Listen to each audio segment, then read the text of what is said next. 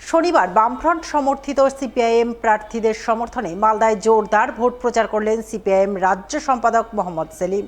মিছিল ও নির্বাচনী সভা করে একযোগে তীব্র আক্রমণ শানালেন বিজেপি, তৃণমূল এবং কংগ্রেসের বিরুদ্ধে। সেই সঙ্গে রাজ্যে পুনরায় বামফ্রন্ট সরকার গঠন করতে দিকে দিকে বাম প্রার্থীদের জয়ী করার আবেদন জানালেন তিনি। শনিবার তিনি মালদায় ভোট প্রচারে প্রথমে নির্বাচনী সভা করেন রতুয়া বিধানসভা এলাকায়। রতুয়ার বাম সমর্থিত সিপিআইএম প্রার্থী জহুর আলমের সমর্থনে নির্বাচনী সভা করেন রতুয়া থানার পার্শ্ববর্তী মাঠে। তবে সভা শুরুর প্রাক্কালে সিপিআইএম রাজ্য সম্পাদক মোহাম্মদ সেলিম দলীয় প্রার্থীকে নিয়ে তার সমর্থনে রতুয়ার রাজপথে মিছিল করেন। মিছিল করে নির্বাচনী সভায় অংশ নেন তিনি।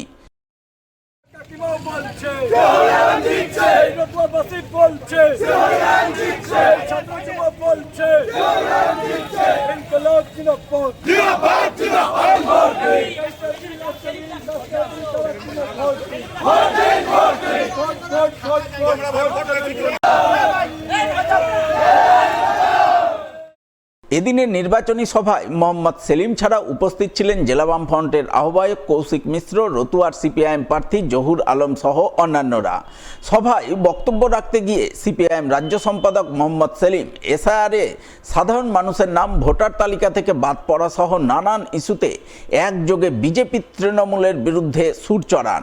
এক হাত নেন কংগ্রেসকেও। সেই সঙ্গে রাজ্যে পুনরায় বামফ্রন্ট সরকার গঠন করতে তিনি দিকে দিকে বাম সমর্থিত প্রার্থীদের জয়ী করার আবেদন জানান।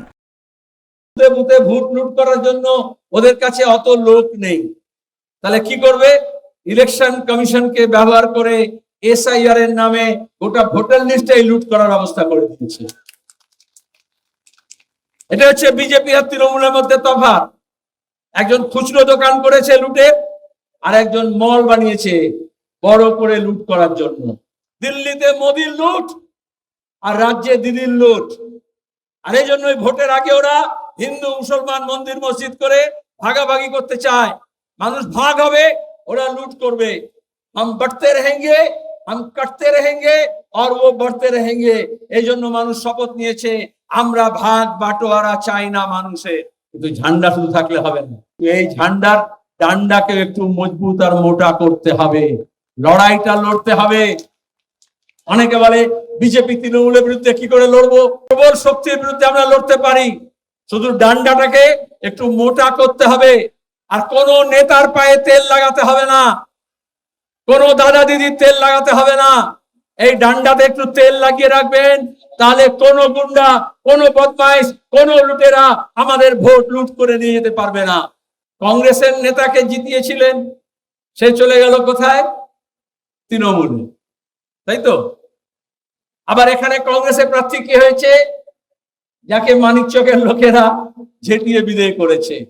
আমাদের রতুয়ার নিজের ঘরের ছেলে জহুর আলম আমাদের প্রার্থী। আসলে একটা নীতি নিয়ে লড়তে হয়। এই ভোটের বাজারে অনেক বিকাও মাল থাকে, কিন্তু এক একটা টিকাও মাল থাকে। ভোটের সময় আপনাকে টিকাও মাল দেখতে হবে। বাজারে গিয়ে যেরকম আলু, বেগুন, টমেটো কিনতে যান, তাহলে রুটি পেটাপে দেখেন না কানা আছে কিনা, পচা আছে কিনা, দাগি আছে কিনা। জন্য আমাদের প্রার্থী জহুর আলম আছে, চারদিক দিয়ে টিপে টাপে দেখতে পারেন। শনিবার মালদার হবিবপুর বিধানসভায় বিজেপির নির্বাচনী সভায় অংশ নিয়ে রাজ্যের তৃণমূল সরকারের বিরুদ্ধে জোরদার আক্রমণ শানালেন ঝাড়খণ্ডের প্রাক্তন মুখ্যমন্ত্রী তথা ঝাড়খণ্ড রাজ্যের বর্তমান বিরোধী দলনেতা বাবুলাল মারান্ডি।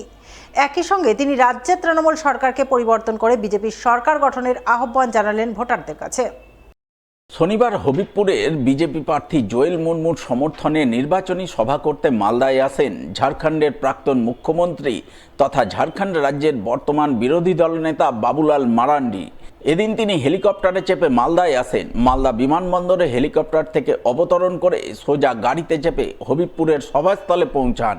তিনি সভামঞ্চে ওঠার পরপরই হবিবপুরের বিজেপি প্রার্থী জোয়েল মুর্মু, বিজেপির উত্তর মালদার সভাপতি প্রতাপ সিং, বিজেপি সাংসদ খগেন মুর্মু সহ অন্যান্যরা মিলে তাকে শুভেচ্ছা অভিনন্দন জানান। শুভেচ্ছা জ্ঞাপন পর্ব শেষ হতেই মঞ্চে বক্তব্য রাখতে ওঠেন ঝাড়খণ্ডের প্রাক্তন মুখ্যমন্ত্রী বাবুলাল মারান্ডি। তিনি তার বক্তব্যের শুরুতেই রাজ্যের তৃণমূল সরকারের বিরুদ্ধে বিরুদ্ধে তোষণের রাজনীতির অভিযোগ তুলে সুর চড়ান। হিন্দুত্ব ইস্যুতে তৃণমূলের কড়া সমালোচনা করেন। সেই সঙ্গে তৃণমূল সরকারের বিরুদ্ধে চুরি দুর্নীতির একগুচ্ছ অভিযোগ তুলে তৃণমূলকে ছুঁড়ে ফেলে রাজ্যে বিজেপির সরকার গঠনের আহ্বান জানান। आने वाली पीढ़ी कहेगी हमारे लोग कर क्या रहे थे, कितनी बड़ी तादाद में लोग आए, हमारे बाल बच्चे जमीन जायदाद से लोग अलग हो जाएंगे। आपने देखा बांग्लादेश में हमारे सनातन हिंदू आदिवासी संतालों की क्या हालत किया लोगों ने, किस प्रकार से मार मार करके लोगों ने भगाया। अगर आप इस बंगाल में भी सरकार नहीं बनेगी तो बंगाल से भी लोगों को भागना पड़ेगा, और ममता यदि फिर रही तो ये बांग्लादेश को भी बना के छोड़ेंगी। आपने देखा बंगाल में किस प्रकार से यहाँ भ्रष्टाचार है। यहाँ तो नियुक्ति में, जो बहाली में, मास्टर की बहाली में मंत्री पकड़ा गया, उनके महिला मित्र पकड़ी गई, घर में करोड़ों करोड़ों टाका पकड़ा गया। यानी कितना भ्रष्टाचार है। चारों तरफ लूट मची हुई इस लुटेरी सरकार को इस बंगाल की धरती से उखाड़ करके फेंकना है। यही मैं कहने के लिए, यही मैं निवेदन, यही अपील करने के लिए मैं आया हूं।